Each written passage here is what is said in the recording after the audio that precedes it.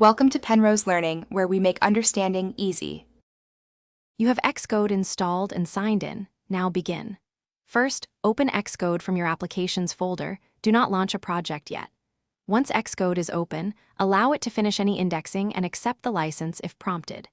Make sure the top menu shows Xcode active. This step prepares system services and device lists so the simulator can start reliably.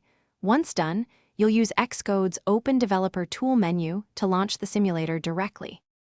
You're in Xcode, now open the simulator. From the top menu, choose Xcode, then Open Developer Tool, then Simulator. This is the only supported path to run Apple's iOS simulator reliably. Once the simulator window appears, wait for the device boot animation, then choose Hardware right arrow device to pick a model and iOS runtime. Make sure the selected runtime matches any app build settings. If the simulator is slow, quit and relaunch after freeing memory to speed up boot. You're ready to use the simulator. Pick your project scheme in Xcode, set the target device to the running simulator, then press Run. This installs and launches your app on the virtual device so you can test UI, sensors, and networking. Once done testing, use Simulator's menu to reset content or simulate hardware events.